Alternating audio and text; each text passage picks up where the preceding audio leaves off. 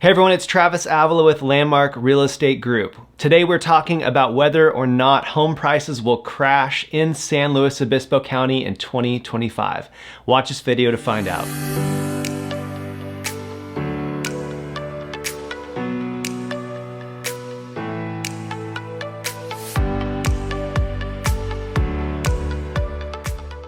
Okay, so as of the first of the year, 2025, the median home price in San Luis Obispo County was $975,000. That was almost an 18% increase year over year, according to Redfin data. So the question is, how much more can the market bear? Can home prices continue to go up as they have been, or will we see a market correction?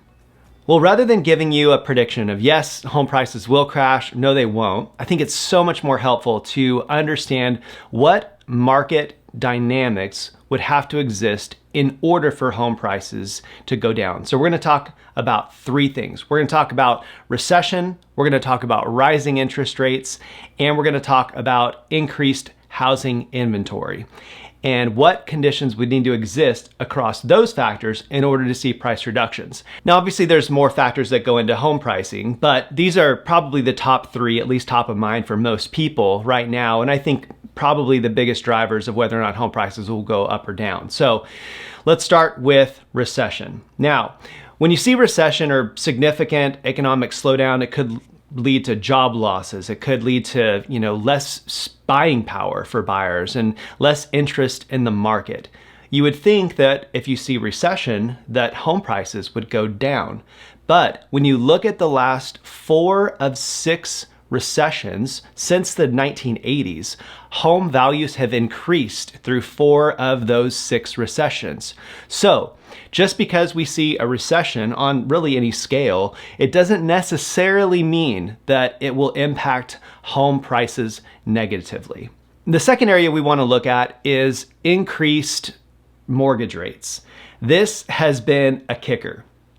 Over the last couple of years, we've seen mortgage rates be so volatile, and many of you might own homes with a 2 or a 3% interest rate. And we saw that skyrocket from 2 to 6 to 8, back down to 7. And so we know for a fact, the data show that it's the change, it's the volatility in interest rates, not the absolute value of the rates that affect consumer behavior. And it makes sense when you think about it. I mean, if you don't know whether mortgage rates are going to be at 4, 5, or 8, that makes a huge swing in your monthly payments. And so it becomes hard to budget and therefore hard to make a decision to engage in the market or not. So for the last year or so, interest rates have hovered pretty steadily around 7%. And that stability has increased buyer activity because at least you know that, yes, I can engage the market right now. No, I can't engage the market right now, but it offers some stability to know this is where rates are. The question is, what will happen if they increase? So what we have seen is increased rates have affected the number of transactions, but not necessarily home prices. And in fact, the really curious thing is when you look at a chart showing the increase in interest rates, and over the same time period, what you see is home prices in SLO County also rising, kind of matching each other. So again, higher interest rates doesn't mean that home prices go down. It just means that there's a smaller buyer pool available to buy those houses. So the last thing we want to look at is increased housing inventory. If you have a market with an excessive amount of homes like we saw in 2008, that can lead to home prices going down. But we don't have that. We don't have it. A building project can take 10 years start to finish. So we're just not seeing the development that we would need to see in order to create an oversupply. And again, that's the key word, an oversupply of housing inventory in San Luis Obispo County. So I think this is actually the thing that, in the right environment could create a situation where home prices go down if there was an oversupply of inventory.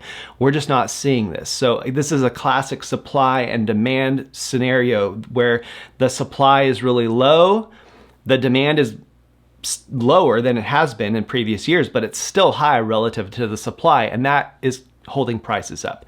So the question is, what can we really expect to see with home prices in SLO County in 2025?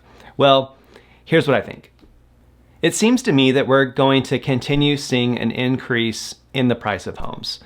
It might not be double-digit increase, it might be single-digit appreciation, but I think we'll still see that. And this is just a classic, again, supply and demand dynamic and equilibrium.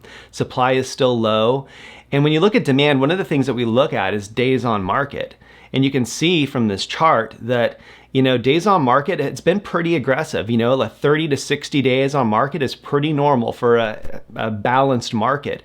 And we're well below that, in the teens, mostly in SLO County. So that shows that there's still a lot of demand for the limited supply that's out there. And there's a quote that says, the best time to buy real estate was 20 years ago. The second best time to buy is today.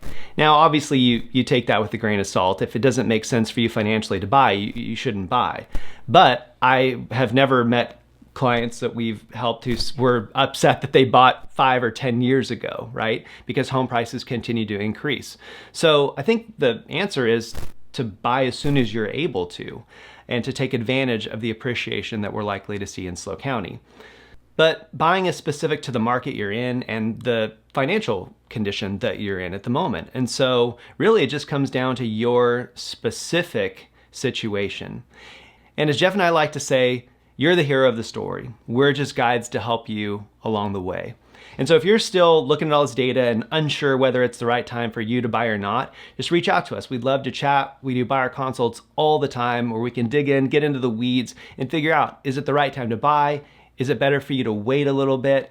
And we'll help you at least give you some information so that you can make a decision, not based on fear about what's going to happen, but based on what's best for you and your family. And that's always the goal, is to help you make smart real estate decisions that help build generational wealth for you and your family for years to come. Reach out to us if we can help.